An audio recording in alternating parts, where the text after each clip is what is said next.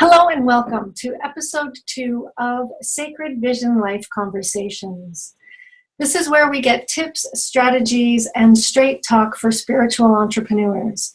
And each month I have brought together an expert so that we can talk about the different things that we encounter as we are on this journey in building our businesses. And this month we have Irina Benedict with us. And Irina is the founder of the Entrepreneur Enlightenment Academy, where through coaching, curriculum, and community, she supports purposeful entrepreneurs to thrive in business while following their purpose. So welcome, Irina. I'm so excited that you could join me here today. Let's start off by sharing a little bit about yourself and a little bit about your journey thus far as an entrepreneur. Thank you, Melissa, and I'm so happy to be with you and with your audience. I enjoy sharing about me because I think my journey represents the journey of every entrepreneur. So I used to work in corporate, and I was a business manager in a high-tech industry. And there I had managed a team. But as I was doing my work, I felt that most of my joy and energy was drawn towards coaching. Coaching the employees to take their path and become who they are meant to be. Of course, then I didn't know anything about spirituality and life purpose, but somehow I was told by quite a few people that I have the ability to sense somebody's life purpose and move them towards that. So when I had the opportunity to leave corporate, actually I went to an angel guidance, and the angels told me, because the company I was working at sold, so the angels said, this is your chance to go out. And of course I was scared. We were on our new journey when we moved from the city to the country. My husband was also just starting his herbal medicine practice. So it was very scary for me to leave. But I was reassured by the angels that this is my life purpose. So I took that as a sign and I jumped. Now I teach my clients not to jump. I teach my clients to transition. Like, everybody is different. And I jumped because that was my opportunity. But I talk with entrepreneurs, and if they have a chance to transition, I think it's easier. Because what happened to me, I went from being this important position person to being a nobody in a business that had no clients, I just had my title. I still remember the day when we put up the sign. We used to have an office. We put up the sign and I put life coaching. And I thought, who will come in for life coaching? I thought we're having the office for my husband because he had the clinic and dispensary. So I remember that day of thinking that this is probably a bit insane. But I was staying true to my purpose. Took the first step, then the first person walked in and they asked about coaching, and then another person walked, and then from one-on-one coaching I went to group. I did the workshops, little workshops. I still remember them, and I love the way they were. And like a 2-hour workshop about a vision board, like something really simple. So gradually I started to realize what I'm doing, and now I'm doing, it's more business coaching than life coaching, but for spiritual entrepreneurs, life and business are like this. You cannot really separate them. So today I am running the academy, and I work with spiritual entrepreneurs, purposeful entrepreneurs. They are not necessarily to be in a spiritual-based business. Like, I work with somebody in branding, but she receives branding information from spirit. So So those are the people who I work with. And in my journey, I struggled, I suffered, I cried, I pulled my hair, I did everything. And then I went also for mentorship. I encourage people to find somebody that they speak to their heart and be mentored. Because why reinvent something when you can learn from somebody that you respect and somebody that agrees with your soul? So I don't know if I gave you what you wanted, but that's kind of the journey. Yeah, I mean, you took the jump, and so when you take the jump, and I also took the jump. I was working in the hospitality industry as a chef, and then I went through my own healing process, and in talking to others, I realized that what I did was really meaningful, not only for my own life, but that it could become meaningful for me too when I decided to then step into service of using my gifts in my own purpose to help people as well in their own healing. I mean, as an entrepreneur, I feel that it's one of the fastest paths that we can go on in order to accelerate our own self-growth, because we learn so much about ourselves. And like you said, you put out that sign of life coaching without really even knowing what that meant at the time. And, a lot of times that's what we have to do as entrepreneurs. We get these ideas and inspirations from spirit, and we are guided to follow them. And a lot of the times we don't know exactly where they're going to go until we get there. And so as we go along the way, we're in those moments managing our own energy and our own emotions. And I know that recently you've had one or two kind of what we'll call disappointments for the moment. I mean, it's easy to recognize something in the moment by the emotion, but I always like to say that anything that shows up for us then becomes a gift at the end of the journey. And I'm sure that you will agree with me on that. So tell me a little bit about the disappointments or the challenges that you've had along the way and how it is that you manage yourself through them.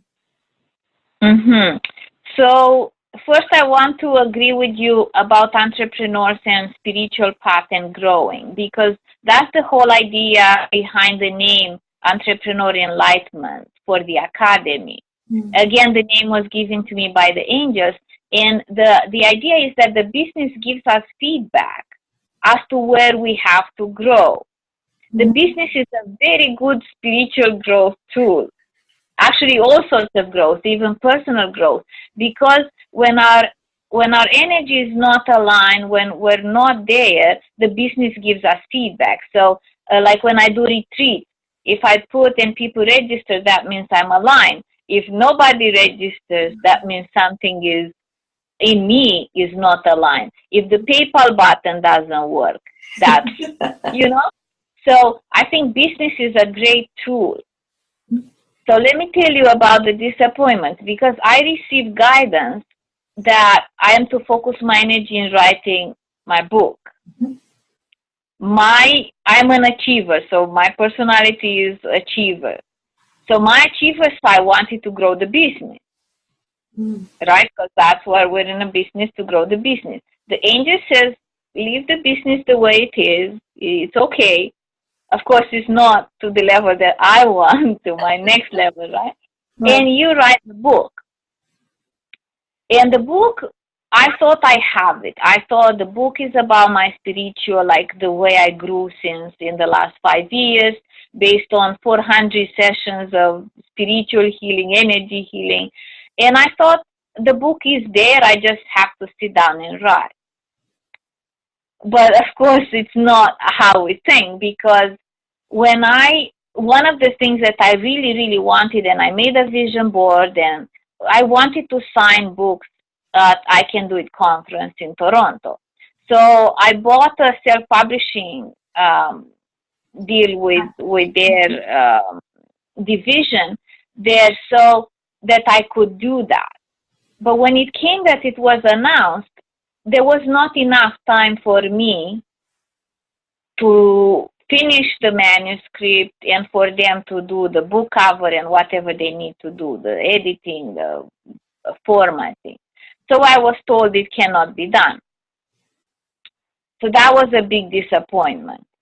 The second disappointment, I'll put them together and then I'll tell you how I dealt with. The second disappointment was about that I actually had entered the contest to win a publishing deal.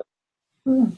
And I was pretty sure I'm going to win because all the cards, all the signs, everything I got is that, yes, it's pretty soon, you get it, it's golden opportunity. So I was so sure I'm going to win.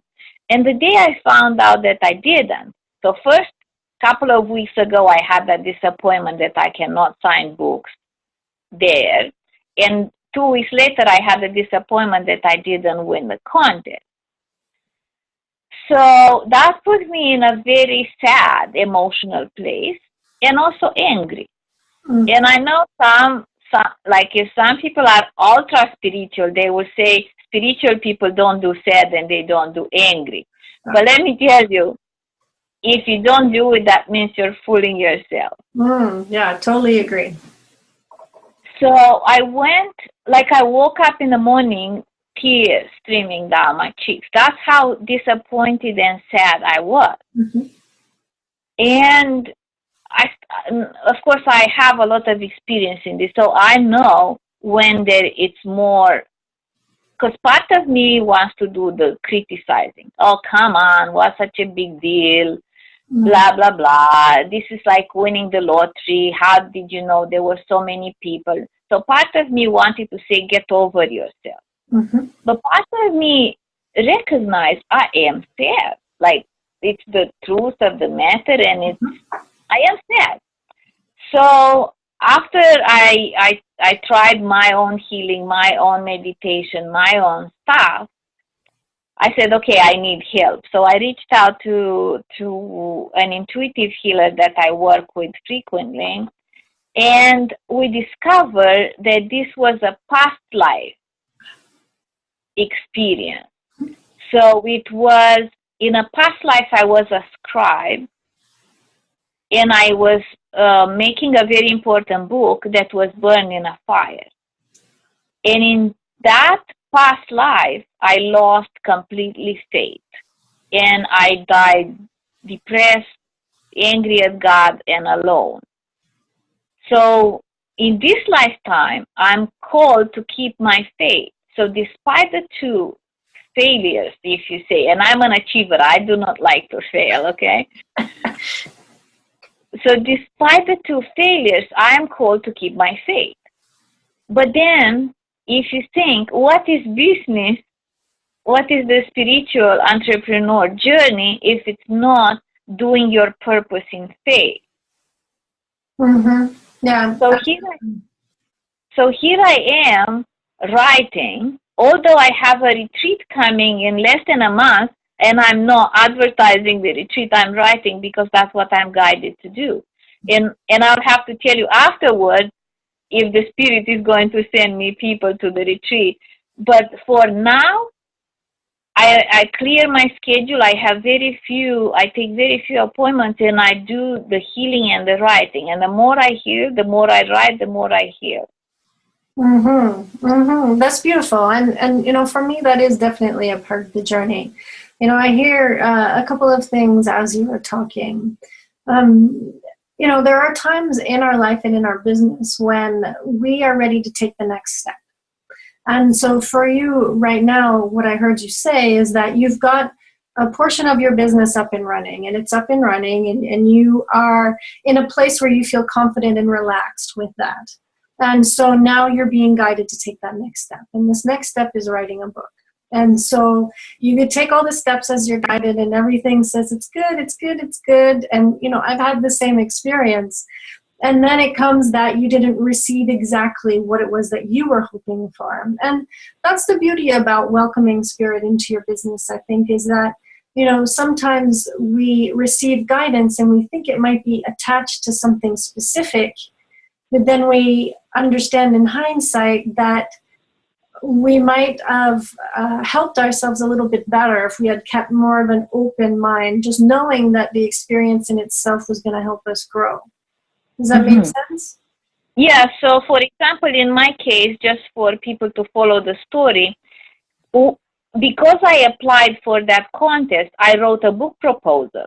I haven't written a book proposal in my life. So I'm already a pro now because I know how to write book proposals. Yes. And I just read the Word of Art. Yeah, the book about resistance.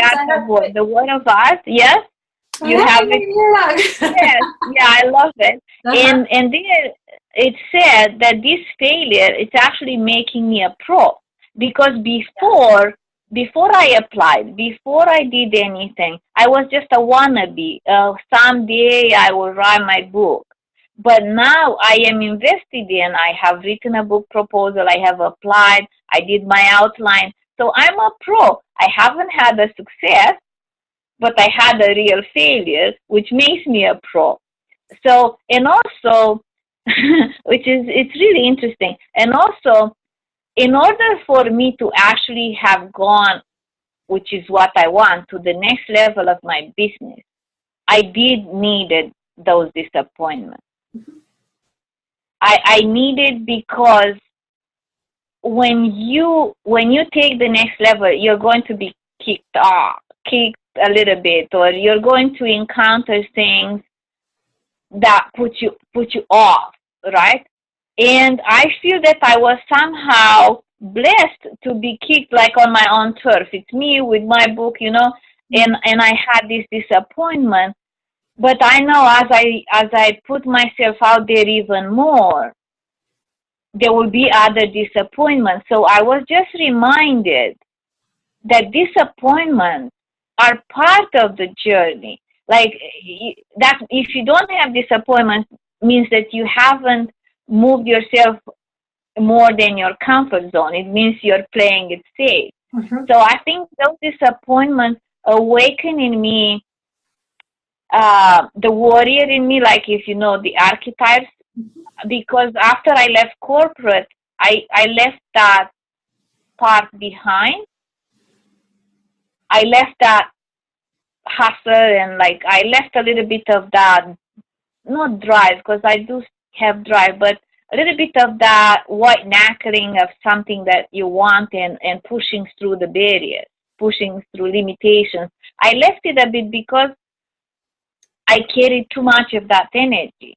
But in order to go to the next level, that energy is needed back within me, because you do get pushed by life, you do get pushed by business and by other people, and you have to have that, like when you are in the arena, like you gotta fight, and sometimes it's a disappointment, and you still have to stay true to yourself and to your purpose. Yeah, absolutely. Absolutely. I mean, anytime you're talking about up-leveling, so anything that's not in alignment or not congruent with you manifesting and bringing that in is what's going to come up. And they do often come up in terms of disappointment or sadness or anger, because that's really how they get our attention. If we were just happy all the time, skipping along, we would never probably even realize that, this is not in alignment. And so it's our way of bringing us back. So we go back and we collect what's not healed, we allow it to be healed, and then we move forward. And like you said, which is so beautiful, I'm so glad you brought that up, is that you get to bring the older energy back with you, only you're bringing it back in a more positive way, in a way that more serves you, in a way that's going to help to propel you to achieve that goal. And so, that's a perfect story for this episode, really, because that's what it's really all about. It's about using your inspiration to get a project, and then, putting yourself into managing and bringing that project, organizing it so that it can come into life, and then taking the steps as you're guided, manage the things that come up that are not in alignment so that we can bring back those parts of us and move forward in a more positive way. So that's really, really beautiful. Now, you have offered everyone who's watching this with us today a free gift. And so I want to give you a moment to talk about that, and to, I'll include the link there, so you don't have to say the link, but just tell us about the gift and what they will receive when they go to download it. So the gift is Transcend Limitation to Thrive, how to transcend limitations to thrive. And it's basically, it's the base, it's a very brief of the base curriculum that I go through the personal transformation at the Academy. It's about how to become authentic, empowered, and connected. And interesting thing, there is a self-assessment tool with questions, and answering those questions really honestly, it will give you the level of how authentic you are, how empowered, how connected. And being authentic, empowered, and connected has very much to do with business, and I teach this in the workshops. And for example, for me right now, dealing with that disappointment and bringing the warrior energy, is I become more empowered, right? So, you know, there are levels in everything we do. Although I wrote the curriculum, I feel like every time I teach it, or every time something comes up, I learn a little bit more. So the how to transcend limitations and thrive is basically a series of steps that I discovered on my journey that helped me to become more authentic, more empowered, and more connected. And in the end, it helps you thrive in business. Beautiful, beautiful. Well, thank you so much for sharing that with us. And I'll be sure to include the link with this video. So be sure to go and check that out, because like Irina just said, you know, every time you go through something, you learn something new about yourself. And as our topic was today, being an entrepreneur is going to force you to grow and to really focus and be conscious of the steps that you're taking now so that you can thrive in the future. So thank you so much, Irina, for joining us. It was a pleasure talking to you, as always. And I look forward to talking to you again in the future. And thank you. You're welcome. And stay tuned for episode 3 coming to you in April. Make sure you subscribe to this channel so that you will receive notification when it is there. Thank you for joining us. I look forward to seeing you again next month, when we again bring you tips, secrets, and strategies for spiritual entrepreneurs. See you then. Bye.